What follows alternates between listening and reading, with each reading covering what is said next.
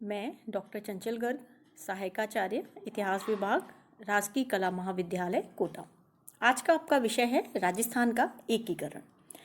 यह राजस्थान के एकीकरण से तात्पर्य है कि राजपूताना की जितनी भी रियासतें थीं उनका विलय हुआ और उनका विलय होकर एक राज्य का निर्माण हुआ, जिस राज्य को राजस्थान राज्य कहा जाता है। राजस्थान का एकीकरण, राजस्थान के निर्माण की पूरी प्रक्रिया 1948 से शुरू हुई और 1956 ईस्वी में जाकर समाप्त हुई। राजस्थान के एकीकरण का श्रेय जाता है सरदार वल्लभ भाई पटेल को, लेकिन इससे पहले हम थोड़ा सा भारत की स्वतंत्रता के समय के पर प्रकाश डालते हैं। इंग्लैंड की संसद ने 16 जुलाई 1947 को भारतीय स्वतंत्रता अधिनियम पारित किया और 15 अगस्त 1947 को भारत दासता से, जो कि अंग्रेजी दासता थी, उससे मुक्त हो गया। लेकिन भारतीय स्वतंत्रता अधिनियम की धारा 8 ने भारतीय स्वतंत्रता को संकटग्रस्त कर दिया। इसका कारण था कि इस अधिनियम की धारा के अनुसार ब्रिटिश सरकार ने भारतीय देशी रियासतों पर अपनी सर्वोच्चता समाप्त कर दी और यह सर्वोच्चता देशी रियासतों को पुनः प्राप्त हो गई। इसका अर्थ था कि देशी रियासतें स्वयं अब इस बात का निर्णय करेंगी कि उन्हें किस राज्य में, किस देश में उन्हें सम्मिलित होना है, भारत में या अपना पाकिस्तान में, या फिर भी अपना स्वतंत्र अस्तित्व रखने को तैयार है। और यदि इस तरह से भारत जो था अनेक टुकड़ों में बंटने वाला था, लेकिन सूझबूझ के साथ सरदार वल्लभ भाई पटेल ने राजस्थान का एकीकरण किया। राजस्थान का एकीकरण 7 चरणों में पूरा हुआ। 18 मार्च 1948 से शुरू होकर 1 नवंबर 1956 को पूरा हुआ। इस तरह इसके निर्माण में 8 वर्ष 7 माह 14 दिन लगे। आज़ादी के समय राजस्थान में 19 रियासतें थीं और 3 ठिकाने थे। रियासतें कौन कौन सी थीं?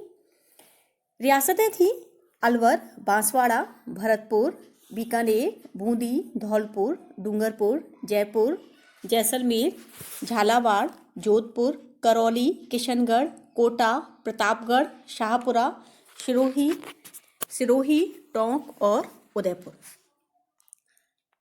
3 ठिकाने थे। इन ठिकानों के नाम थे लावा, कुशलगढ़, नीमराना ठिकाना। एक केंद्र शासित प्रदेश था अजमेर, मेरवाड़ा। अब भारत जो था 1947 में 2 भागों में विभाजित हो गया। एक तो ब्रिटिश भारत, यहाँ की ब्रिटिश सत्ता का सीधा नियंत्रण था, जिसमें उत्तर प्रदेश इत्यादि ये सारे राज्य आते हैं, और दूसरा था देशी राज्यों का भारत। अब देशी राज्यों की संख्या उस समय में लगभग 565 थी। अब उन देशी रियासतों को एक करना बहुत अधिक कठिन था। यदि हम राजस्थान की ही बात करें तो राजस्थान में 22 छोटी बड़ी रियासतें इस तरह से हो गई, और इसके अलावा इस तरह से इन रियासतों को एक करना अत्यधिक कठिन कार्य था, लेकिन सरदार वल्लभ भाई पटेल ने इस कार्य को पूर्ण किया।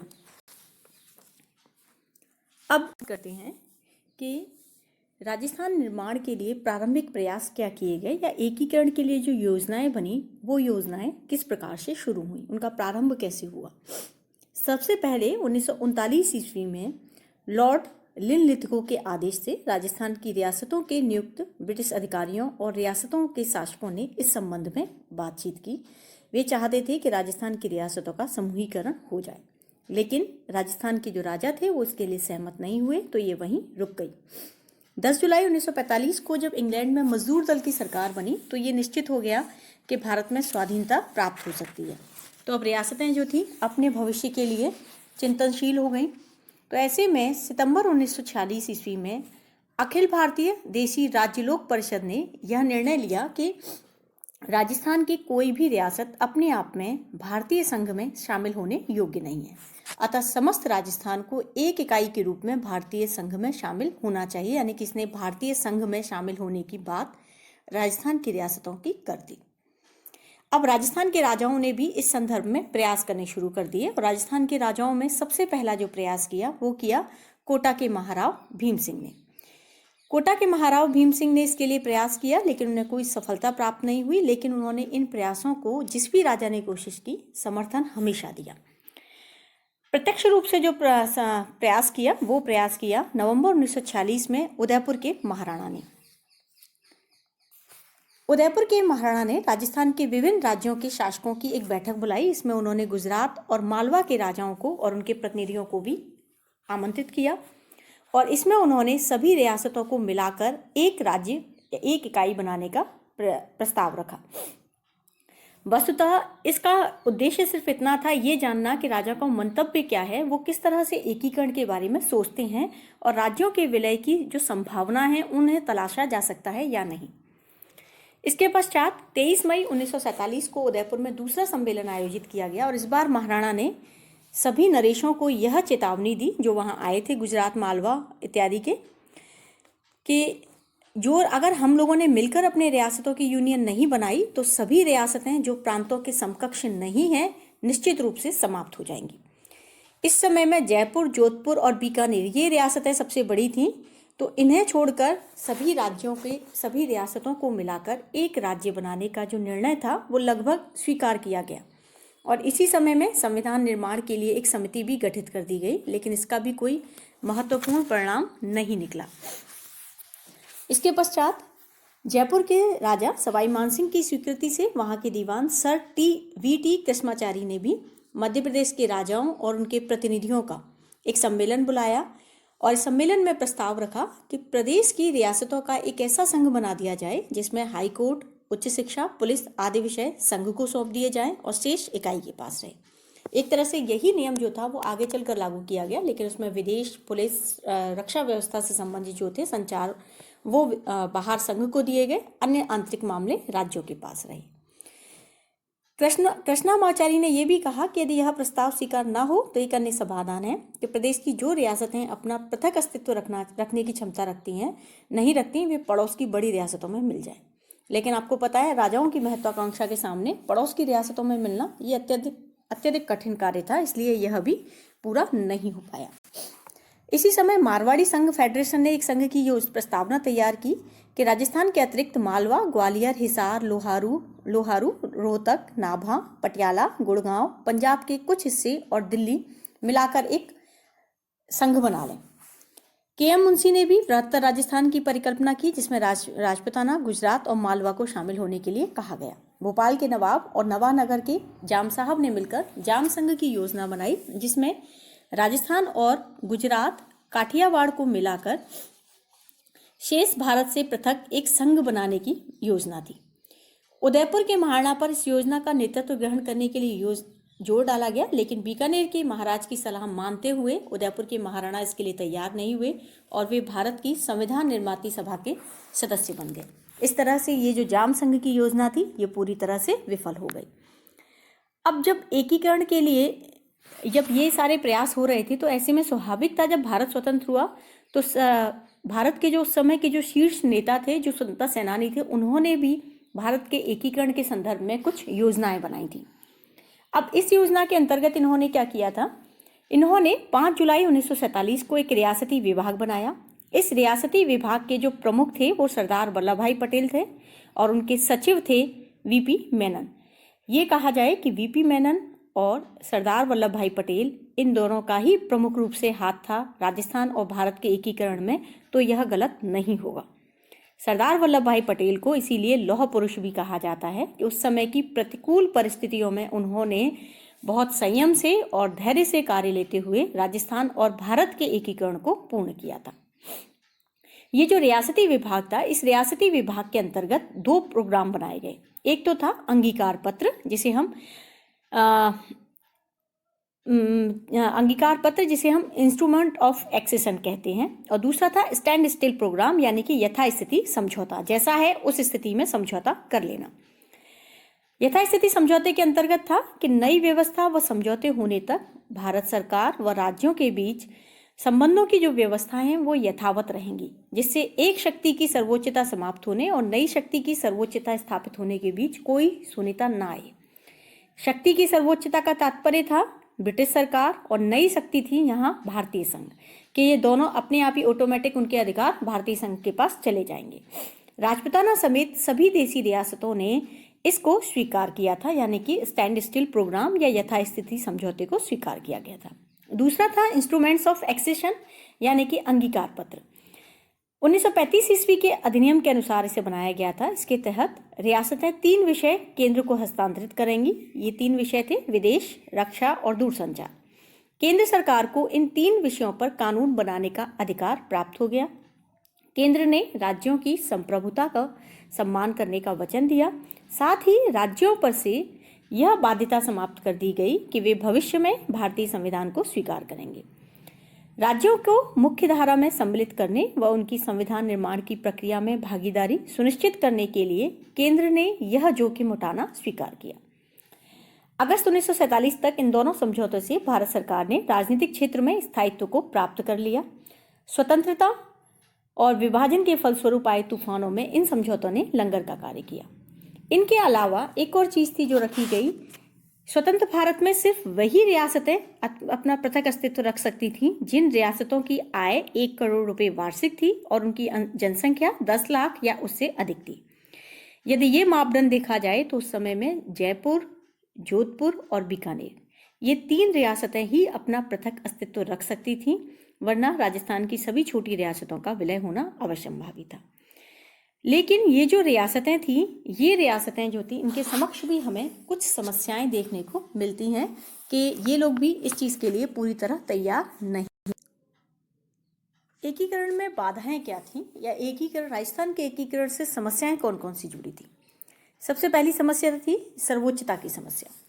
एक सर्वोच्च शक्ति के रूप में जब ब्रिटिश सत्ता का भारत में अंत होने वाला था तो उसका स्थान ग्रहण करने वाली भारत सरकार के सामने देशी राज्यों का जो प्रश्न था वो एक समस्या बन चुका था। इन राज्यों का तर्क था कि वे सदा से ही सार्वभौम शक्तियां हैं, क्योंकि उनकी संधियां सीधे ब्रिटिश सम्राट के साथ हैं।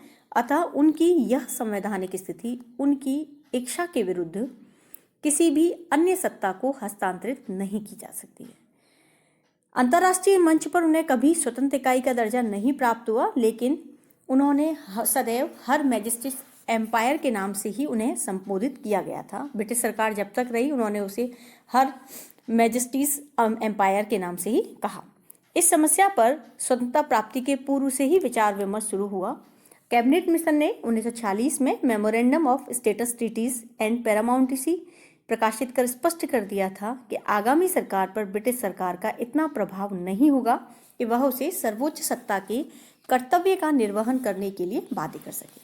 इससे स्पष्ट हो गया कि स्वतंत्रता मिलने पर देशी राज्यों व ब्रिटिश सरकार के बीच राजनीतिक संबंध समाप्त हो जाएंगे और इससे उत्पन्न शून्यता को भरने के लिए राज्यों व आगामी सरकार के बीच नए सिरे से संधि करनी होगी।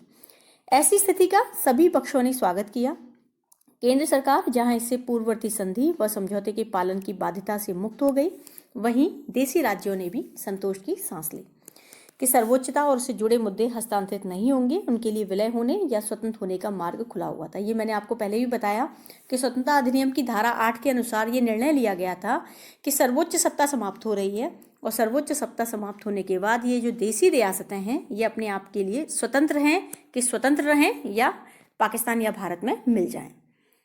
दूसरी समस्या थी शासकों का मत। शासक जो थे, यानी कि वैसे तो ये होता है कि वही एक स्वतंत्र राज्य देश बन सकता है जो स्वयं समर्थ हो।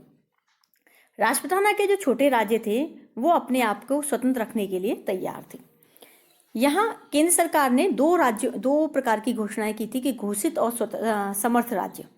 अब घोषित स्वयं समर्थ राज्य कौन कौन से थे? वे जिनकी 1 करोड़ वार्षिक आय हो और जिनकी जनसंख्या 10 लाख या उससे अधिक हो। तो अब इस क्रम में केवल जयपुर, बीकानेर, जोधपुर, उदयपुर ये बड़े राज्य आ गए, बाकी सबका तो स्वाभाविक है कि उनका विलय होना ही था। तो ऐसे में जो शासक थे उनका अभी भी ये मत था कि कहीं ऐसा ना हो कि बड़ी रियासतें जो हैं वो छोटी रियासतों को निगल जाएं। अब जैसे इनका खुद का व्यक्तिगत महत्व भी था। व्यक्तिगत महत्व था कि जयपुर के महाराजा ने अपनी राजनीतिक दूरदर्शिता प्रदर्शित करते हुए राजस्थान संघ में सम्मिलित होना स्वीकार कर लिया। बीकानेर चूंकि पाकिस्तान की सीमा से लगा हुआ था, इसका सामरिक महत्व था, तो यहाँ के राजा ने हालांकि संविधान निर्माती सभा में सक्रिय भागीदारी का निश्चय किया, लेकिन फिर भी इसे लालच प्राप्त हुआ। इसे भी लालच दिया गया कि वो पाकिस्तान में सम्मिलित हो जाए। जोधपुर भी पाकिस्तान की सीमा से जुड़ा हुआ था। जिन्ना ने जोधपुर के महाराजा को आकर्षक प्रलोभन दिए, लेकिन और ये भी कहा कि थार पार कर उमरकोट क्षेत्र का राजस्थानी बहुल इलाका और 30 मील का मारवाड़ सिंध रेलवे लाइन क्षेत्र जोधपुर को दिया जाएगा। लेकिन जोधपुर राज्य में ही एक वर्ग इसका विरोध कर रहा था और सरदार वल्लभ भाई पटेल की कूटनीति थी कि उन्होंने जोधपुर के राजा को दिल्ली बुला लिया और इस तरह से उसे राजस्थान में मिलने के लिए राजी कर लिया। इसके अलावा उदयपुर के जो राजा थे, भोपाल के नवाब और नवानगर के जाम साहब के साथ जाम संघ का उन्हें प्रस्ताव मिला, ये भी आपको अभी बताया गया था, लेकिन उन्होंने जाम संघ के अध्यक्ष होने के प्रस्ताव को स्वीकार नहीं किया और उन्होंने संविधान निर्मात्री सभा में सम्मिलित होना स्वीकार किया। इस तरह से राजाओं को लालच भी दिए जा रहे थे। राजाओं का स्वयं अपना मत भी था कि वे अपने आप को स्वतंत्र बनाए रखना चाहते थे। तो इन सब कारणों से भी, इसके अलावा जैसे मेवाड़ का महाराणा था, वो छोटी रियासतों को मिलाकर एक बृहत्तर मेवाड़ का निर्माण करना चाहते थे। इसके अलावा करौली, अलवर, इनको वो जयपुर के राजा इनमें जयपुर में मिलाना चाहते थे। कोटा का महाराव भीम सिंह कोटा, बूंदी, झालावाड़ इन्हें मिलाकर एक संयुक्त संघ बनाना चाहते थे। डूंगरपुर का महारावल लक्ष्मण सिंह डूंगरपुर, बांसवाड़ा, कुशलगढ़, प्रतापगढ़ को मिलाकर एक अलग इकाई बनाना चाहता था। इस तरह से राजाओं के जो मत थे वो सबके अलग अलग थे, लेकिन उन मतों को एक करने का श्रेय गया सरदार वल्लभ भाई पटेल को। सामंती वर्ग का विरोध अलग था। इस समय सामंती वर्ग अपने विशेषाधिकारों और आने वाली स्थितियों के प्रति सजग हो रहा था। सामंतों के विभिन्न समूह और संगठनों ने एकीकरण विरोधी स्वर अपना लिए। सामंत वर्ग इस समय में महत्वपूर्ण था क्योंकि जयपुर, जोधपुर, बीकानेर, जैसलमेर राज्यों का कुल 75% जो था वो सामंतों के हाथ में था। अब ऐसे में इन सामंतों का भी विरोध होने की संभावना थी क्योंकि राजाओं को तो अधिकार मिल जाने थे, क्योंकि राजाओं को तो विशेष स्थिति का दर्जा बाद में भी प्राप्त हुआ, लेकिन सामंतों के लिए ये समस्या थी कि उन्हें अभी जो विशेषाधिकार प्राप्त हैं उन विशेषाधिकारों का एकीकरण में क्या होगा। क्षत्रिय परिषद ने अपने जोधपुर अधिवेशन में जोधपुर के विलय के विरोध में जनमत तैयार किया। पाली, फलौदी, मेड़ता, सोजत आदि स्थानों पर कांग्रेस विरोधी सामंती प्रथा के समर्थन में नारे लगाए गए। धौलपुर के राणा के साथ कई जागीरदारों ने कांग्रेस के विरुद्ध मोर्चा स्थापित करने का प्रयास किया। कुछ जागीरदारों ने रियासती विभाग को प्रशासन में अधिकार देने के लिए ज्ञापन प्रस्तुत किए। इसके अलावा कुछ अन्य प्रतिक्रियाएं भी हुई। किसान सभा व मेवाड़ के भीलों के संयुक्त तत्वाधान में उदयपुर के गुलाब बाग में एक सभा आयोजित की गई और उदयपुर के राजस्थान में विलय के विचार का विरोध किया गया। भरतपुर में जाटों ने किसान सभा के तत्वाधान में सभा आयोजित कर भरतपुर की वस्तु स्थिति बनाए रखने की मांग रखी और उनका किसी भी अन्य राज्य में विलय का विरोध किया। इस तरह से भारत में हम यह देखते हैं कि लगातार विरोध हो रहे थे। राजस्थान में लगातार विरोध हो रहे थे और राजस्थान में कोई स्पष्ट मत नहीं था अभी भी कि किस तरह से राजस्थान का एकीकरण होना है। लेकिन फिर भी जब एकीकृत राजस्थान के निर्माण का निश्चय किया गया तब राजस्थान का एकीकरण हुआ। इस समय राजपूताना एजेंसी का भी विघटन कर दिया गया। देशी राज्य के साथ अपनी संधियों की क्रियान्विति करने के लिए ब्रिटिश सरकार ने राज्यों में रेजिडेंसी की स्थापना की थी। अप्रैल 1947 में रेजिडेंट कॉन्फ्रेंस में रेजिडेंट व पॉलिटिकल अफसरों को वापस केंद्र में बुला लेने का निर्णय लिया गया और उनके द्वारा संपादित कार्यों को पूरा करने के लिए संयुक्त प्रशासनिक व्यवस्था बनाने का निर्णय लिया गया। राजपूताना में एक क्षेत्रीय आयुक्त का कार्यालय आबू में स्थापित किया गया, जिसमें पूर्व में नियुक्त विशेषाधिकारी ने आयुक्त का कार्यभार संभाल लिया। इस कार्यालय द्वारा केंद्र व राज्यों के बीच राजनीतिक गतिविधियों के बीच समन्वय स्थापित किया गया। इस प्रकार केंद्र ने किसी भी प्रकार की संवादहीनता से बचने के लिए एक सुनियोजित कदम उठाया। इसके पश्चात हम देखते हैं कि राजस्थान के एकीकरण का जो कार्य था वो पूरा किया गया, जो कि विभिन्न चरणों में जाकर पूरा हुआ। राजस्थान एकीकरण के विभिन्न चरणों का अध्ययन हम दूसरे वीडियो में करेंगे। धन्यवाद।